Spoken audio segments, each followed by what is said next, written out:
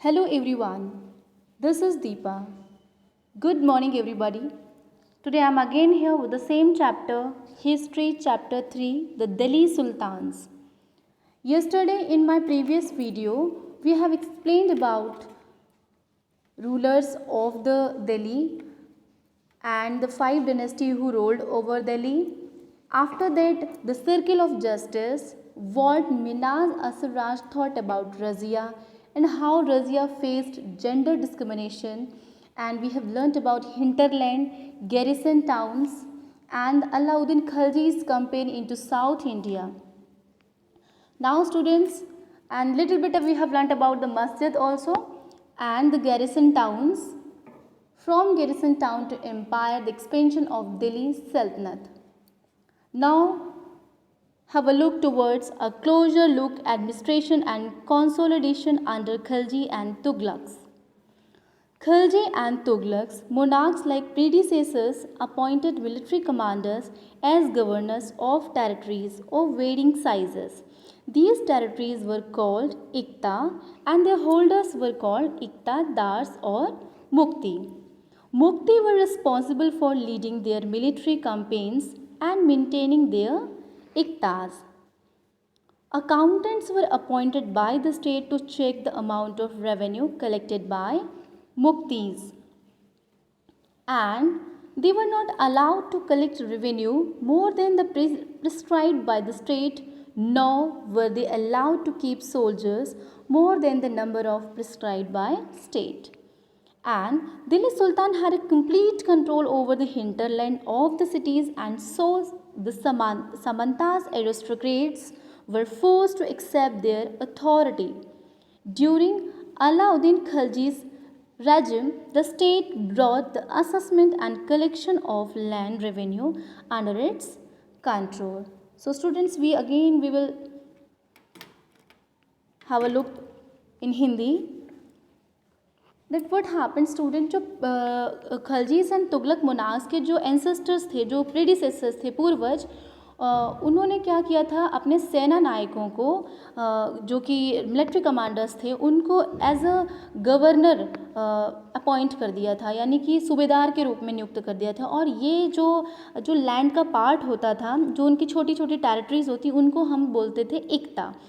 And और जो इनको संभालता था, यानी जिस अधिकारी के अंडर में वो इक्ता होता था, उसको हम इक्तादार बोलते थे। एंड मुक्ति ऑल्सो, इक्तादार और मुक्ति दोनों एक ही होते थे। एंड मुक्ति की रिस्पॉन्सिबिलिटी होती थी कि वो अपनी मिलिट्री कैंपेन को लीड करे और वहाँ इक्ता को मेंटेन रखे, यानी कि जो सैनिक अभियान वगैरह होते हैं वहाँ नेतृत्व करे, लीडरशिप करे उसकी, और जो इक्ता है, जो एरिया है, उस पर मतलब रूल्स एंड रेगुलेशंस को, कानून व्यवस्था को बनाए रखे। And accountants were appointed by the state to check the amount of revenue collected by मुक्तिस। और सुल्तान की तरफ से कुछ अकाउंटेंट्स नियुक्त किए गए थे जो कि इस चीज़ को चेक करते थे कि जो रेवेन्यू वो लोग कलेक्ट कर रहे हैं वो प्रॉपर ले रहे हैं कि नहीं, यानी कि जो मुक्ति पर कंट्रोल रखने के लिए अपना एक इफ़ेक्टिव इन्होंने का वे था कि इस परंपरा को आगे बढ़ाएं ताकि इक्ता का जो है प्रॉपर यूटिलाइजेशन हो सके। और जो अपनी सैनिक से, और students one more thing is very important, ये जो भी लोग अपना रेवेन्यू कलेक्ट करते थे, यानी कि जो इक्तादार्स, मुक्तीज़, जो सैनिक सेवाओं के बदले में जो वेतन लेते थे, उसी से वही उनकी सैलरी होती थी, मतलब वो कुछ डिफरेंट अलग से सैलरी नहीं लेते थे। The muqtis collected the revenues of their assignment as salary also. After that we have seen कि they were not allowed to collect more revenue and they are not allowed to keep soldiers more than the number prescribed by the state, यानी कि state ने उनको जितने भी सैनिक रखने की परमिशन दी हुई है बस वो उतना ही रख सकते थे, मतलब that he cap the required number of the soldiers. वो पहले से ही डिसाइडेड था कि इतनी ही आपको सैनिकों की संख्या आपके लिए ज़रूरी है, उतना ही रख सकते थे, उससे ज़्यादा नहीं रख सकते थे, वरना जो वहाँ के अकाउंटेंट्स थे वो इन्फॉर्मेशन सुल्तान तक पहुँचाते थे। Delhi Sultan had complete control over the Samantas and hinterland of the cities, so the Samanta aristocrats were forced to accept their authority.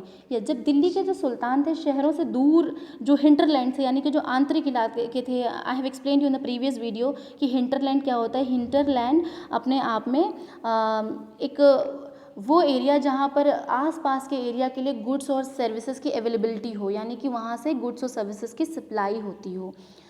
तो उन्होंने भूमि के जो स्वामी और सामंत लोग थे, यानी कि जो लोग सामंत हम जिनको बोल रहे हैं वो भूमि के स्वामी यानी कि लैंड ओनर्स हैं, और जो बहुत रिच लैंडलॉर्ड्स होते हैं उनको झुका दिया था. मतलब अब सुल्तान ने, दिल्ली के सुल्तान्स ने उन सभी लोगों को अपने अंडर में काम करने के लिए रेडी कर दिया था. Here we have seen that the aristocrats were forced to accept their authority.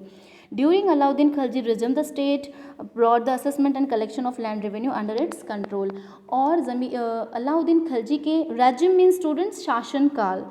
During Alauddin खिलजी's regime, the state brought assessment, जो भू राजस्व का निर्धारण किया गया और जो वसूली के लिए जो उन्होंने अपने कार्य डिसाइड किए राज्य को नियंत्रण में लेने के लिए, वो सब अलाउद्दीन खिलजी ने अपने टाइम पीरियड पे अपने हाथों में लिया. यानी कि किस तरीके से हमें टैक्स लेना है और क्या क्या वर्क होने हैं. ठीक है, जो वहाँ के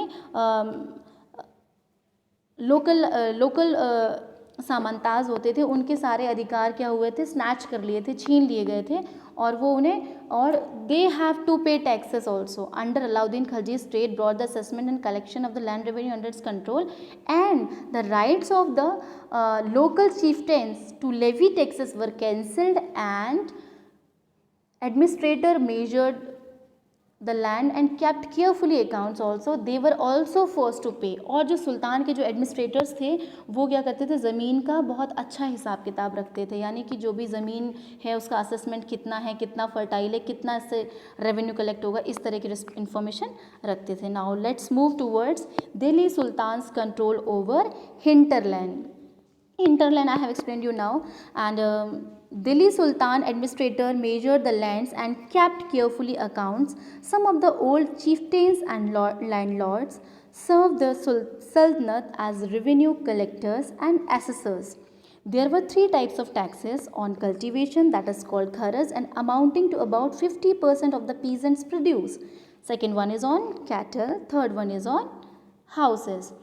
तो स्टूडेंट्स, ये जो सुल्तान के जो शासक थे, उन्होंने जो सुल्तान के साथ प्रशासक यानी जो उनके सबॉर्डिनेट थे, उन्होंने ज़मीन को पहले कैलकुलेट किया कि कितना रेवेन्यू लेना. उसके बाद उन्होंने अपने पुराने सामंत जो लोग थे, पुराने जो लैंड ओनर्स थे और जो ज़मींदार्स वगैरह थे, उनसे जो टैक्स वसूल किया उस पर उसके बाद उनको 3 टाइप्स के टैक्स देने पड़े. फर्स्ट ऑन कल्टीवेशन, जिसको हम खरज बोल सकते हैं. ये कैसा था कि पीजेंट प्रोड्यूस का 50% they have to give as a revenue और टैक्स. सेकेंड वन कैटल्स पे था, जानवरों पे था, मवेशियों पर था, और थर्ड था हमारे घरों के ऊपर. और स्टूडेंट एक और न्यू चीज़ थी ये कि जो पहले के ज़मींदार और वो लोग से थे, अब वो उनके अंडर में काम करने लगे थे, दिल्ली के सुल्तान्स के अंडर में काम करने लगे. इवन देन वो भी सुल्तान्स को टैक्स पे करने लगे. Now move towards next slide. What happened with the local chieftains established their rule? When local chieftains established their rule, what happened? Now we'll see here. It is important to remember that large part of the subcontinent remained outside the control of Delhi sultans. It was difficult to control distant provinces like Bengal from Delhi, and soon after annexing southern India, the entire region became independent. Local chieftains established their rule in this region. So now I am going to explain in Hindi. ये बिल्कुल याद रखने वाली बात है student की जो large part है सब कॉन्टिनेंट का, यानी यूं उपमहाद्वीप का, जो कि दिल्ली सुल्तान के कंट्रोल से पहले बाहर था, अब वो क्या किया था, धीरे धीरे दिल्ली के सुल्तान के अधिकार में आने लग रहे थे. तो दिल्ली और दिल्ली से जो बंगाल जैसे दूर एरिया थे, दिल्ली में जो सुल्तान रहते वो दिल्ली में रहते थे, और जैसे बंगाल जैसा जो दूर था इनसे, वो उनको कंट्रोल करना इन लोगों के लिए बहुत मुश्किल हो रहा था. यू हैव सीन कि इन लोगों ने अपना सदर्न कैंपेन चलाया था, अलाउद्दीन खिलजी ने अपना सदर्न कैंपेन चलाया था, तो वहाँ ये मूव किए थे. तो दिल्ली से गुजरात, दिल्ली टू देवागिरी, देवागिरी टू द्वार समुद्रम, एंड द्वार समुद्रम टू मदुरई एंड थांजोवर, वारंगल. तो ये जो उनका सदर्न कैंपेन था, इसको कंट्रोल करना इनके लिए बहुत मुश्किल होता जा रहा था, और वो पूरे देश में अपना कंट्रोल बनाने लग रहे थे नीचे की तरफ. लेकिन कुछ गंगा के जो गंगेटिक एरियाज़ था, वहाँ के जो फॉरेस्ट एरियाज़ थे, उन पर सुल्तान की सेनाएं जो थी वो बहुत वर्कआउट नहीं कर पाती थी। क्या रीज़न था? We will see later on in the next slide. और जो स्थानीय सरदार थे, यानी कि जो लोकल यहाँ के जो सरदार लोग थे, इन लोगों ने क्या किया कि अपना शासन वहाँ पर इस तरह से जमा लिया, क्योंकि अलाउद्दीन खिलजी और जो तुगलक थे, मोहम्मद तुगलक, इन इलाकों पर अपना कंट्रोल बना नहीं पा रहे थे और ज़ोर ज़बरदस्ती अधिकार तो जमाते थे, बट वो अधिकार कुछ ही समय तक रहता था। तो here we have seen the local chieftains establish their rules in these regions. तो धीरे धीरे तुगलक का और अलाउद्दीन खिलजी का कंट्रोल यहाँ से हट गया और लोकल चिफ्टेंस का कंट्रोल वहाँ पर स्टैब्लिश हो गया। Now move towards new topic, that chieftains and their fortification. Here we will see students कि how chieftains protect themselves and how they fortified themselves. सरदार और उनकी किलेबंदी. Now let's start. Ibn Battuta, a 14th century traveler from Morocco, Africa, explained the chieftains sometimes fortified themselves in mountains, in rocky, uneven and rugged places, as well as in bamboo groves. In India, the bamboo is not hollow, it is big. Its several parts are so intertwined that even fire cannot affect them, and they are on the whole very strong. The chieftains live in these forests which serve them as ramparts, inside which are their cattle and their crops.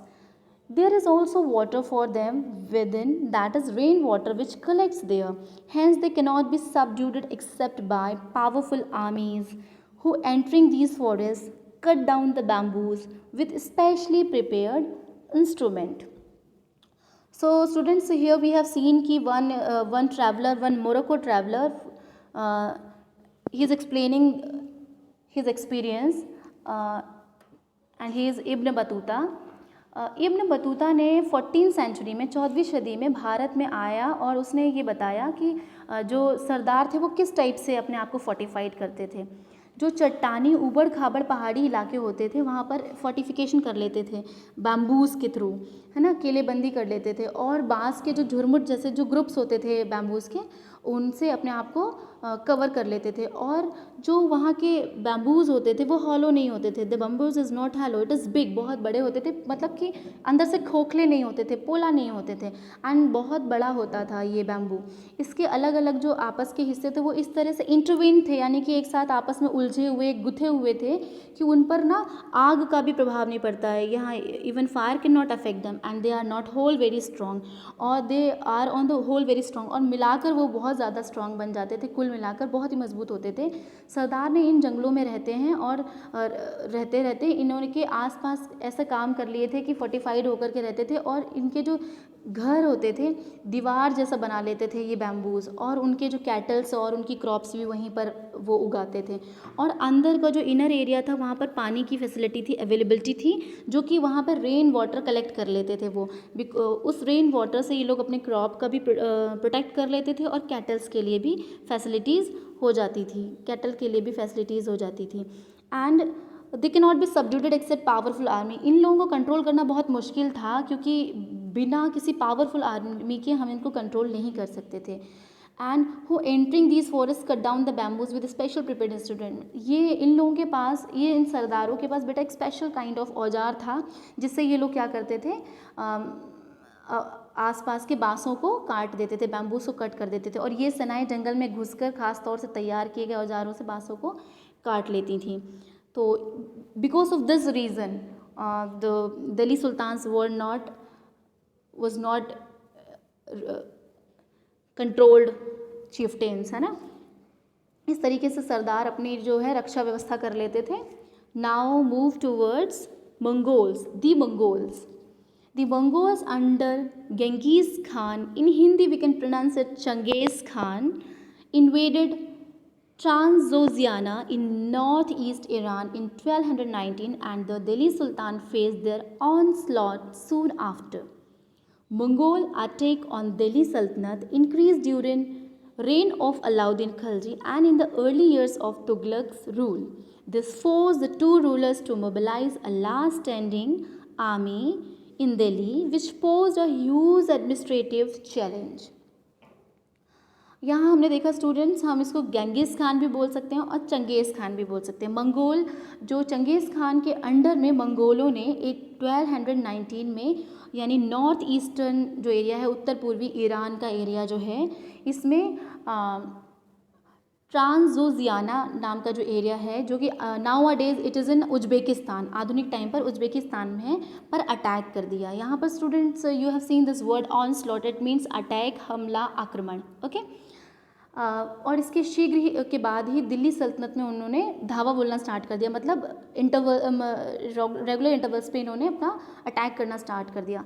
Alauddin Khilji और मोहम्मद तुगलक जैसे जो शासक थे, इनके time period में यहाँ पर क्या होने लगा, जल्दी जल्दी आक्रमण होने लगे। इससे वो लोग बहुत मजबूर हो गए और दोनों ही सुल्तान एक विशाल सेना के लिए फाइट करने लगे। Here we can see the Mongol attacks on Delhi Sultanate increase during reign of Alauddin Khilji in the early of Tughlaqs rule.